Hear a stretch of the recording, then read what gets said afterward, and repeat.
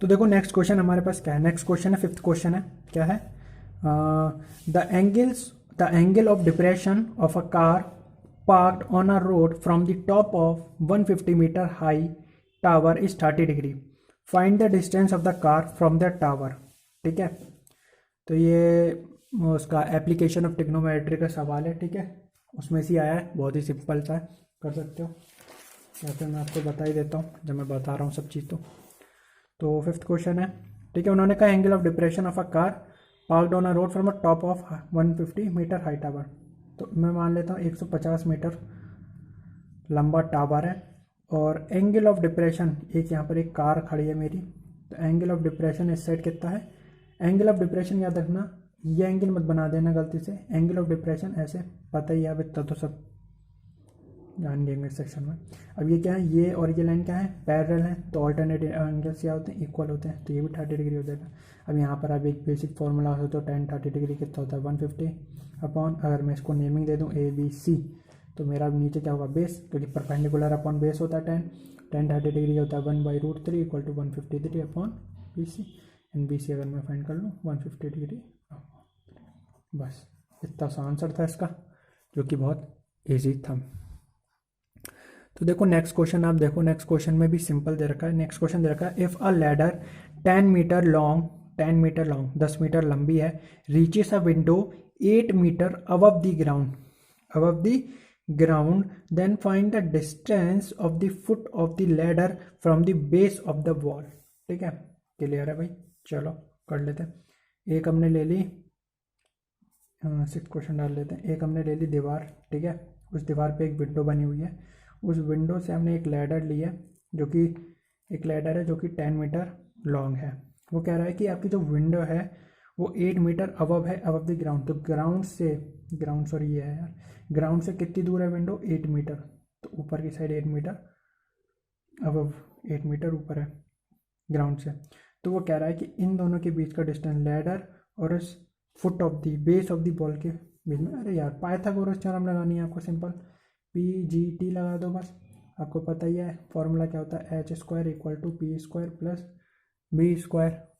यहाँ पर आप देखो H आपको दे रखा है जो कि 100 हो जाएगा, यहाँ आपको P दे रखा है 64 प्लस B², माइनस करोगे 36 आएगा, B² आ जाएगा, फिर B क्या हो जाएगा B6, तो ये क्या गई 6 मीटर आ गई। बस बहुत ही सिंपल था। नेक्स्ट क्वेश्चन देखो, एक मार्क्स क्वेश्चन में ज़्यादा टाइम अपने लेंगे नहीं, ठीक है, चलो मेरे साथ चलते हो जल्दी। Two coins of a diameter 2 centimeter and 4 centimeter respectively are capped one over the other as shown in the figure. Then find the area of the shaded ring shaped region in the square centimeter. वो क्या कह रहा है, देखो आपके पास दो coin कैसे find करोगे आप, एक ये कॉइन है और एक अंदर बड़े वाले में से छोटे वाले को माइनस करो। कह रहा है कि अगर मैं तो इस शेडेड पोर्शन एरिया को फाइंड करना चाहता हूँ तो कैसे फाइंड करूंगा, मैं क्या करूंगा 7 इस बड़े वाले कॉइन में कॉइन का एरिया निकालूंगा और इस छोटे वाले कॉइन के एरिया को माइनस कर दूंगा, तो मुझे ये एरिया मिल जाएगा। तो फॉर बिगर, बात क्लियर है, फॉर बिगर कॉइन, बड़े कॉइन के लिए देखो राइटिंग में मत जाना, बहुत बुरी राइटिंग है, लेकिन बोर्ड में आप मत करना, ठीक है, एक्सप्लेन करने के लिए कर रहा हूँ जल्दी जल्दी, सैम्पल पेपर अच्छे से आ जाए। तो अब एक मार्क्स के लिए मैं क्या अच्छी राइटिंग लिखूंगा यार, तो फॉर बिगर कॉइन के लिए जो डायमीटर है मेरे पास क्या है 2 सेंटीमीटर है, तो रेडियस कितनी हो जाएगी इसकी 1 सेंटीमीटर हो जाएगी। और एक मिनट बताओ, दो कॉइन है जिनका डायमीटर ये दे रखा है ये और ये, तो ये तो छोटा वाला हुआ ना, ये तो स्मॉलर कॉइन हुआ ना। फॉर बिग कॉइन जो डायमीटर है आपका वो क्या है 4 सेंटीमीटर है, इसकी जो रेडियस होगी वो क्या होगी R1 एंड R2। R1 क्या है अभी बस 2 सेंटीमीटर, बड़ा वाला तो ये है ना, तो इस बड़े वाले में से छोटे वाले को माइनस कर देते हैं, तो एरिया निकाल लेते हैं किसका, बिग कॉइन का। अरे यार ये कुछ अलग ही लिख गया, बिग कॉइन का क्या एरिया होगा πr², पाई 22 अपॉन, चलो छोड़ो पाई की वैल्यू मत लगा, R² क्या होगा यहाँ पर 4 centimetre square, area for smaller coin, छोटे वाले πr1 R2 का स्क्वायर, πr² क्या होगा यहाँ पर 1, तो ये तो यही रह जाएगा, ठीक है।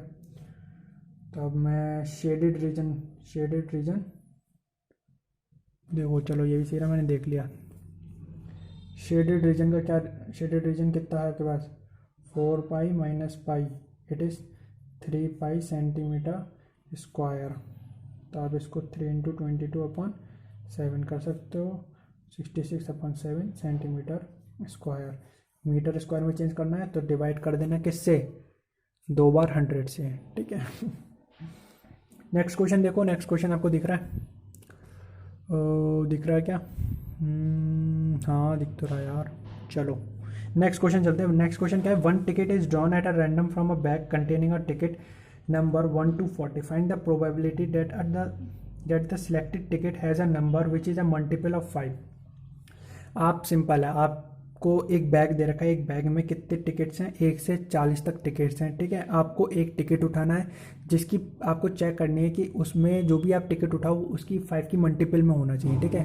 अब 5 के मल्टीपल्स हम लिख लेते हैं जल्दी से, 1, ठीक है। तो यहाँ पर देखो, मैं कौन सा क्वेश्चन करना है, 7th क्वेश्चन, ठीक है।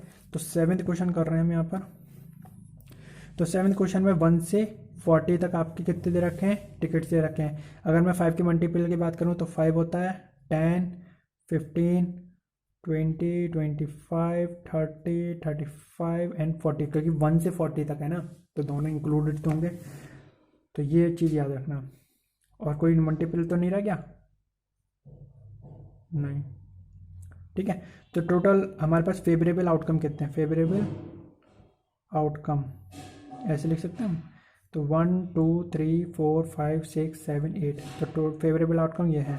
अब टोटल आउटकम अगर मैं लिखूं तो टोटल आउटकम कितने हैं, टोटल आउटकम हमारे पास 40 है, क्योंकि 1 से लेकर 40 तक टिकट है ना। तो जो प्रोबेबिलिटी होगी ऑफ मल्टीपल ऑफ 5 वो लिख सकते हैं 8/40। इसको कैंसिल कर दो, 4 2 8 और 4 10 40, तो 0.2 इज द आंसर, ठीक है। तो नेक्स्ट देखो, नेक्स्ट क्या है, नेक्स्ट आपको दे रखा है कि 3 बेल्स, देखो दिख रहा होगा 8th वाला क्वेश्चन, देखो ये दे रखा है 3 bells toll at intervals of 9, 12 and 15 minutes respectively. If they start tolling together, after what time they will toll together? तो आपके पास 3 घड़ी हैं, वो 3 घंटे हैं समझो, और जो कि कुछ टाइम के बाद वो तीनों रिपीट करते हैं एक साथ। जैसे कि 1 घंटा, पहला घंटा 9 मिनट बाद बजेगा, फिर दूसरा 12 मिनट बाद, तीसरा 15 मिनट बाद। अब तो हमें बताना है कि ऐसा कौन सा टाइम होगा जब वो तीनों घंटे एक साथ बजे, तीनों घंटे एक साथ बजे। तो यार एलसीएम एचसीएफ का कॉन्सेप्ट है यहाँ। तो जब तीनों एक साथ बजे तो इसके लिए तो आपको एलसीएम निकालना पड़ेगा, एलसीएम निकालना पड़ेगा। एलसीएम किसका निकालोगे, 9, 12 एंड 15 का। तो आप 9, 12 एंड 15 का क्या करो, एलसीएम निकाल लो। कैसे निकालोगे, 9, 12, 15, यार एलसीएम निकालना तो आता ही है, ठीक है। रेस्पेक्टली इसका ये हो जाएगा भाई, ठीक है। और 5 4 20, 3 9 इक्वल टू 180। देखो मेरा मोटिव यह है कि आपको चीज़ें समझ में आनी चाहिए। मेरा मोटिव ये नहीं है कि मैं अच्छी हैंड राइटिंग में लिख के आपको समझाऊं, तो कोई ज़्यादा इम्पैक्ट मुझे लगता नहीं उससे पड़ेगा, ठीक है। अल्टीमेट आपको समझना आना चाहिए, वो ज़्यादा इम्पोर्टेंट है आपके लिए, ठीक है। तो ये क्वेश्चन हो गया। नेक्स्ट क्वेश्चन देखो, बहुत ज़्यादा इंटरेस्टिंग क्वेश्चन है, देखो। तो नेक्स्ट क्वेश्चन क्या है हमारे पास, Aruna has ₹1 and ₹2 coins with her, ठीक है। If the total number of coins that she has is 50 and the amount of money with there is 75, then find the number of ₹1 and ₹2। Sorry for the notification भाई, simple सा है। एक अरुणा एक लड़की है, उसके पास 1 के सिक्के हैं, 1 2 के सिक्के हैं। अब टोटल सिक्के कितने, 50 हैं, लेकिन उनकी जो कॉस्ट है, ठीक है, जो उनकी कॉस्ट है वो कितनी है, 75 है। अब आपको बताना है कि ₹1 का सिक्का कितने थे, एक रुपये के सिक्के कितने थे और ₹2 के सिक्के कितने थे, ये आपको बताना है, ठीक है। तो इसके लिए हम क्या करेंगे, इसके लिए हम ये करेंगे, ठीक है। तो हमें बताना है, तो हमने क्या करा, late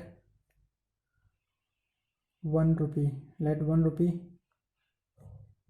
rupee coin be x, ठीक है। और इसी को लिखा मैंने 2 रुपी कॉइन बी वाई। ठीक है, तो अब आपके पास एक रुपये के कुछ सिक्के होंगे और 2 रुपये के कुछ सिक्के होंगे एक्स एंड वाई के फॉर्म में। टोटल सिक्के कितने हो गए, एक्स प्लस वाई कर लो, एक्स प्लस वाई टोटल 50। तो ये आपकी क्या बन गई, पहली इक्वेशन बन गई। नेक्स्ट इक्वेशन क्या पूछ रहा है, वो पूछ रहा था कि अगर 1 रुपये के कितने सिक्के हैं और सॉरी 1 रुपये के कितने इतने सिक्के हैं एक्स और 2 रुपये के इतने सिक्के हैं, इन दोनों की अगर मैं कॉस्ट देखूँ तो वो मेरे पास आ रही थी 75, जो कि मेरी क्या है सेकेंड इक्वेशन है। ठीक है, अब इनको सॉल्व कर लो इक्वेशन फर्स्ट, बहुत ही सिंपल है यार। ठीक है, सॉल्व करोगे तो यहाँ पर माइनस लगा दो, यहाँ माइनस लगा दो, सिंपल। अभी यही बता देता हूँ, प्लस माइनस ये कट जाएगा, ये माइनस का वाई आएगा और ये माइनस का 25 आएगा। ठीक है, तो y की वैल्यू क्या आ गई, 25 आ गई और x की वैल्यू भी क्या आ जाएगी, 25 आ जाएगी। तो बहुत सिंपल है, टोटल सिक्के जैसे हमने पता करे थे 50 है, तो टोटल सिक्के 50 है। क्या इनकी कॉस्ट भी 75 है, तो देखो 1 रुपये के सिक्के कितने थे, 25 और प्लस 2 रुपये के सिक्के कितने थे, 25, ये भी 25 थे, तो मैंने मल्टीप्लाई कर दी, ये 50 आ गया, 75 इज द कॉस्ट। तो इस तरह आपने आंसर तो अपना निकाल लिया। चलते हैं नेक्स्ट क्वेश्चन की ओर। नेक्स्ट क्वेश्चन उससे भी बड़ा कमाल का क्वेश्चन है। ठीक है, देखो यहाँ पर 10 क्वेश्चन क्या दे रखा है, 10 दे रखा है if one root of the equation k minus 1 x square minus 10x plus 3 equal to 0 is the reciprocal of the other, then find the value of k। ठीक है, आपको k की वैल्यू फाइंड करनी है। ठीक है, जहां पर एक रूट क्या है, रेसिप्रोकल है दूसरे रूट का। तो यार देखो पहले तो इक्वेशन, मैं एक काम करता हूँ, पहले इक्वेशन लिख लेता हूँ यहाँ से। क्या इक्वेशन है, k minus 1 x square minus 10x plus 3 equal to 0। तो दिख रहा है, हाँ चलो ठीक है यहीं पर। तो देखो आप इक्वेशन है, अब जब आपके पास इक्वेशन आती है तो आप दो कंडीशन चीज़ लगाते हो, alpha plus beta equal to minus के बी अपॉन ए, और सेकंड कंडीशन होती है alpha into beta equal to c upon a. अब यहाँ पर ऑलरेडी देखा कि आपका एक रूट क्या है, रेसिप्रोकल है दूसरे का। ठीक है, अल्फा और बीटा आपके दो रूट्स होते हैं। ठीक है, मैंने क्या करा, मैंने एक रूट क्या है, रेसिप्रोकल है दूसरे का। ठीक है, मैंने बीटा इक्वल टू 1/अल्फा कर दिया, क्योंकि बीटा किसके इक्वल है, रेसिप्रोकल है किसी एक रूट के। और उन्होंने यहाँ पर रूट डिफाइन नहीं करा कि अल्फा और बीटा है, उनका एक रूट, कोई भी एक रूट दूसरे रूट का क्या है, रेसिप्रोकल है। तो अगर मैं पहले वाले कॉन्सेप्ट से जाऊँ तो अल्फा की वैल्यू ये रहेगी, बीटा की वैल्यू ये हो जाएगी, और माइनस बी क्या होगा, जो कि यहाँ से लूँगा तो मैं प्लस के 10 हो जाएगा, और नीचे क्या आएगा, ए के माइनस 1। क्या ये आप देखो यहाँ से पॉसिबल है कि यहाँ से मैं के की वैल्यू फाइंड कर लूँगा, क्यों नहीं कर सकता, क्योंकि मेरे पास अल्फा की वैल्यू नहीं पता। जब मुझे अल्फा की वैल्यू नहीं पता तो मैं के की वैल्यू कहाँ से फाइंड करूँगा। तो इसके लिए आप क्या करेंगे, दूसरी इक्वेशन का यूज़ करेंगे। दूसरे कहते हैं अल्फा, बीटा की वैल्यू 1/अल्फा इक्वल टू सी क्या है मेरे पास 3, ए क्या है के माइनस 1, अल्फा से अल्फा कैंसिल 1 बचा, के माइनस 1 इक्वल टू 3 हो जाएगा ये। अगर मैं यहाँ से के की वैल्यू निकालूँ तो क्या हो गई, 4 हो गई। एज सिंपल था ना, इजी। ठीक है, तो के की वैल्यू आपको फाइंड करनी थी, find the value of k, simple इस तरह लगाना था। सेकंड दे रखा है कि if half is a root of the equation x square plus k x minus 5/4 then find the value of k. तो आपको अगेन फिर से के की वैल्यू फाइंड करनी है, लेकिन यहाँ पर आपको एक चीज़ दे रखी है, यहाँ पर इक्वेशन लिख लेते हैं हम पहले। इक्वेशन क्या है, इक्वेशन ये है आपके पास, इक्वेशन आपको पास ये है, और इसमें दे रखा है कि आपके पास अल्फा की वैल्यू आपको दे रखी है 1/2। सपोज कर लो अल्फा की वैल्यू दे रखी है 1/2, बीटा की वैल्यू पता नहीं। पहली इक्वेशन लगा, पहली इक्वेशन का कॉन्सेप्ट क्या होता है, alpha plus beta minus b upon a. तो मैं डायरेक्ट लिखता हूँ यार, इतना टाइम है नहीं अब, माइनस बी अपॉन ए, तो माइनस के अपॉन ए क्या है, 1 है। तो यहाँ से आप क्या कुछ कर सकते हो यहाँ से, क्योंकि बीटा और के दोनों तो यार यहाँ पर वो गए। सेकेंड इक्वेशन क्या थी, alpha into beta is equal to c upon a, c क्या था माइनस 5/4, ए तो 1 है, तो बीटा क्या हो जाएगा 5/4 2, बीटा की वैल्यू क्या गई -5/2 आ गई। जब बीटा की वैल्यू -5/2 आ गई तो इस वैल्यू को आप क्या करो, पहली इक्वेशन में पुट कर दो। तो जब आपने पुट करी यहाँ पर हाफ -5/2 इक्वल टू माइनस के, तो यहाँ बचा -4/2 माइनस के -2 इक्वल टू -के, माइनस कटा, के की वैल्यू क्या गई 2 हो गया सॉल्व। तो आपको क्या करना होता है, जब क्वाड्रेटिक इक्वेशन और के की वैल्यू फाइंड करनी हो, आपको दो ही इक्वेशन पुट करनी होती है। एक होती है alpha plus beta equal to minus b upon a, एक होती है alpha into beta equal to c upon a. यही दो कॉन्सेप्ट लगाने होता है और इन्हीं में आपके ज़्यादातर क्वेश्चन आते हैं। ठीक है, अगर एक क्वेश्चन से नहीं निकल रहा दूसरे से निकल जाएगा। ठीक है, तो देखा आपने किस तरह हमने बीटा और के बीच में किस तरह हमने रिलेशनशिप निकाल के के की वैल्यू आराम से फाइंड कर ली।